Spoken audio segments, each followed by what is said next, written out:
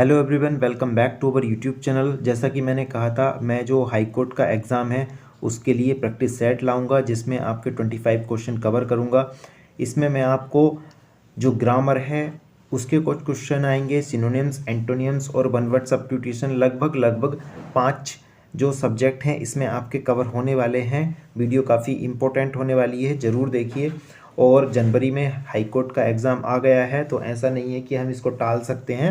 तो यहाँ देखिए 5 सेंटेंस जो हैं यहाँ टेंस के चैप्टर से हैं। पहला सेंटेंस देखते हैं, see blank her homework before dinner. ठीक है, अब यहाँ क्या है, कोई फिनिश की वर्ब आनी है। कौन सी आएगी, मैंने बताया था जिस सेंटेंस में बिफोर आएगा उसमें क्या है, हमें हैड लगाना है। सी हैड फिनिश्ड, वह समाप्त कर चुकी थी, हर होमवर्क अपने घर का काम, बिफोर डिनर मतलब डिनर से पहले। सेकंड क्वेश्चन है हमारा, they dash to the park every Sunday.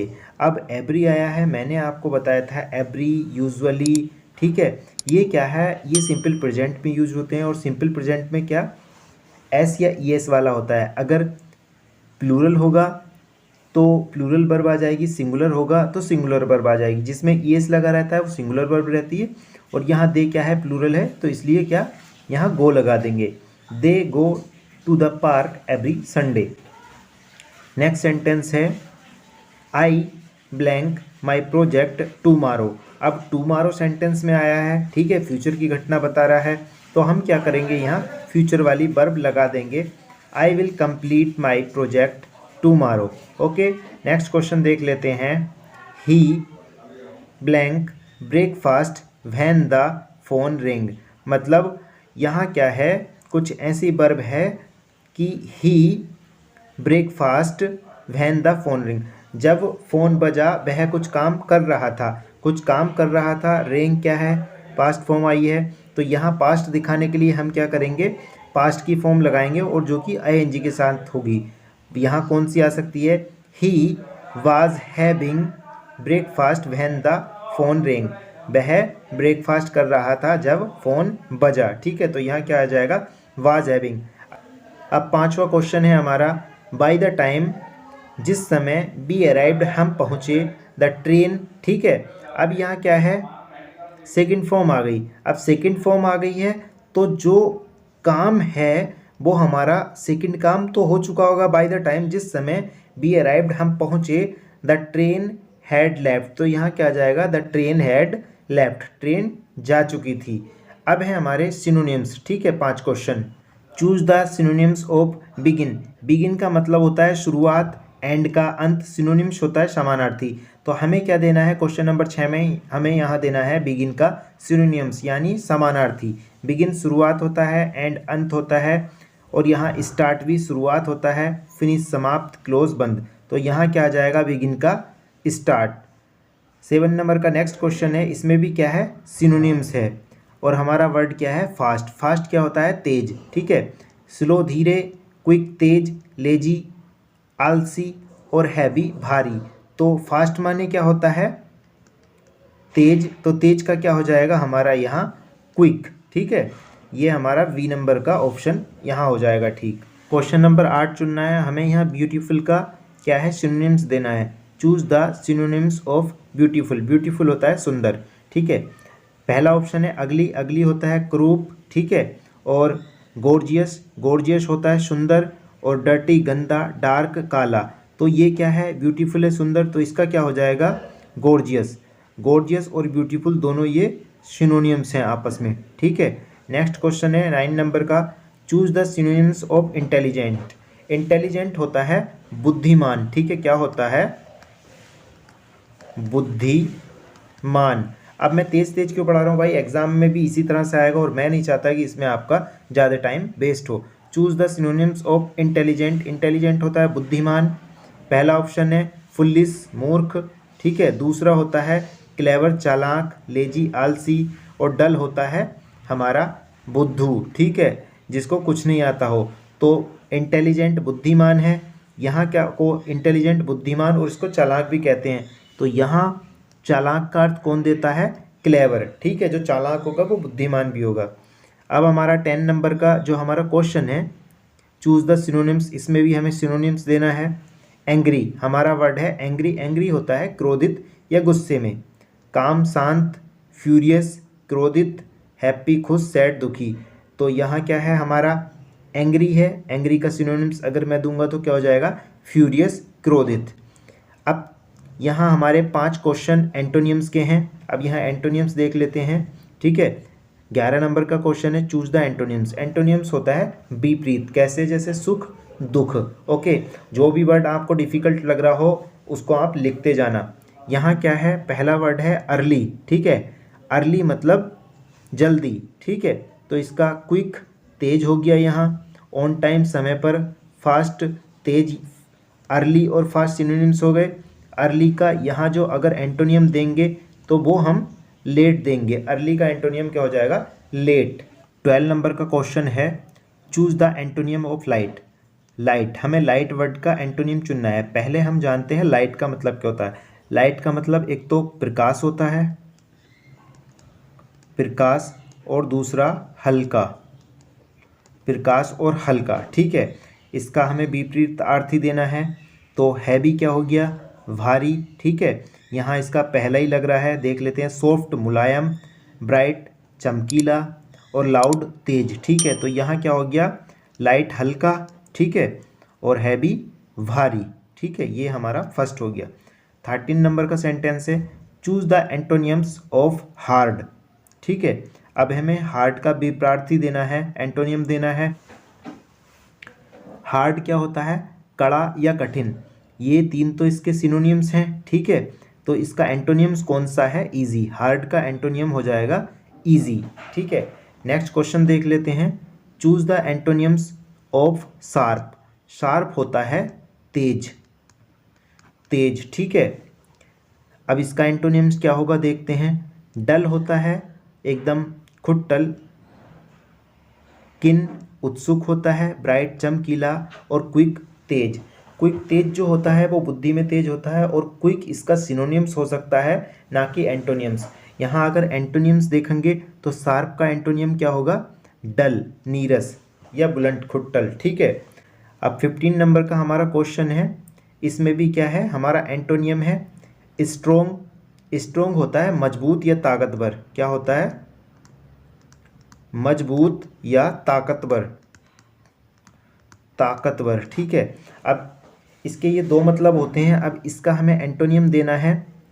Strong मजबूत हो गया, बी कमज़ोर, फियर्स, फियर्स होता है खूंखार, और ब्रेव बहादुर, पावरफुल शक्तिशाली, ठीक है। तो मेरे हिसाब से स्ट्रोंग का जो बैठ रहा है वो वीक बैठ रहा है एंटोनियम, ठीक है। फर्स्ट वाला ठीक हो जाएगा। अब पॉइंट नंबर 4 है। पॉइंट नंबर 4 में हमें वन वर्ड सब्स्टिट्यूशन देखनी है। जैसे एग्जाम में आएगा उसी के हिसाब से मैं लाया हूँ। यहाँ हमें 3 क्वेश्चन मिलेंगे सब्स्टिट्यूशन के, ठीक है। सब्स्टिट्यूशन कैसे, जैसे अनेक शब्दों के लिए यहाँ हमें एक शब्द लाना है, ठीक है। A person who rights novels is called, मतलब जो नोवेल लिखता है, ठीक है, जो उपन्यास लिखता है उसको क्या कहते हैं, उसको कहते हैं ऑथर, ठीक है। पोएट क्या हो गया कवि हो गया, सिंगर गायक हो गया, पेंटर मतलब जो पेंटिंग वगैरह बनाता है। 17 नंबर का सेंटेंस है a place where books are keeped is called a place एक स्थान, वेयर जहाँ, बुक्स आर कीप्ड जहाँ किताबें रखी जाती हैं, कॉल्ड क्या कहलाता है, किताबें कहाँ मिलती हैं हमें, किताबें हमें लाइब्रेरी में मिलती हैं, उसको कहते हैं लाइब्रेरी, ठीक है। जो चिड़ियाघर हो गया, एक्वेरियम जलजीवशाला जहाँ मछली रहती हैं, और म्यूज़ियम, म्यूज़ियम आप जानते होंगे जहाँ एंटिक चीज़ें रखी रहती हैं।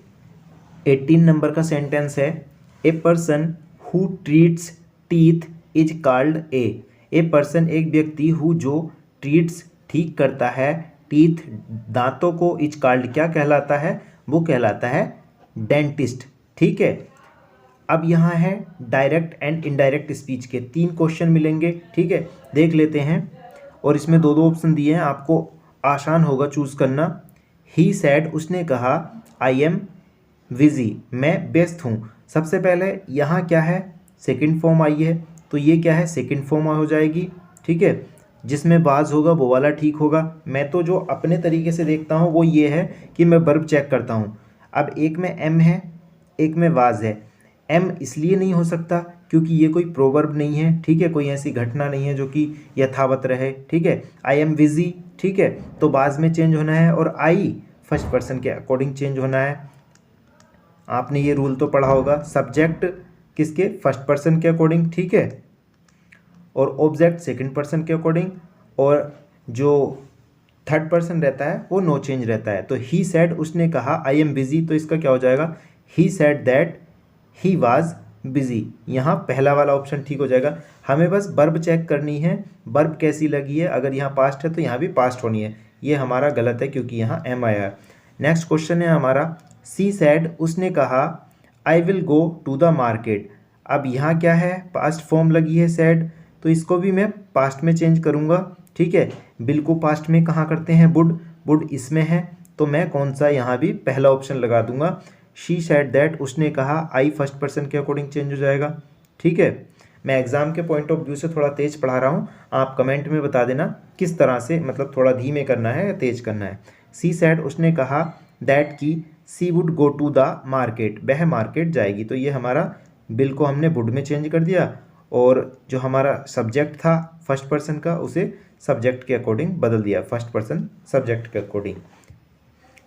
21 नंबर का क्वेश्चन है, are you coming, he asked. तो ये वाला क्या है, ये इंटेरोगेटिव क्वेश्चन है, ठीक है। इसमें दैट नहीं आएगा, जैसे ऊपर वालों में दैट आ रहा था, इसमें दैट नहीं आएगा। इसमें क्या है, इफ़ और वेदर आता है, ठीक है। आस्क्ड यहाँ भी क्या है, पास्ट है, तो जो सेकंड वर्ब होगी वो भी पास्ट में होगी।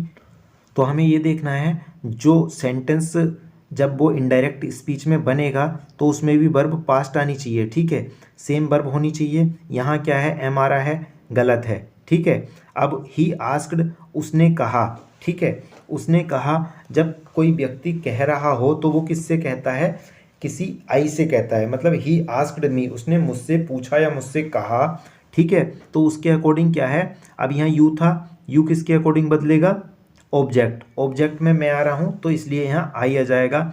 ही आस्क्ड, इन्वर्टेड कॉमाज है, तो यहाँ इफ़ लगा देंगे, he asked if I was coming, तो यहाँ सेकंड ऑप्शन ठीक हो जाएगा हमारा। 6 नंबर का जो हमारा पॉइंट है, उस 6 नंबर पॉइंट में क्या है, हमारे 3 ईडियम्स आएंगे। अब ईडियम्स देख लेते हैं। ए पीस ऑफ केक, ठीक है, ए पीस ऑफ केक का मतलब होता है कोई आसान कार्य है, ठीक है। इसमें पूछा है a piece of cake means, a piece of cake means का मतलब क्या होता है, समथिंग ईजी, समथिंग डिफिकल्ट। मैंने क्या बताया, आसान कार्य, तो समथिंग ईजी। 23 नंबर है हमारा idiom he, kick the bucket, ठीक है। किक द बकेट का मतलब होता है मर जाना, मर जाना, ओके। तो ये क्या हो जाएगा, टू डाई।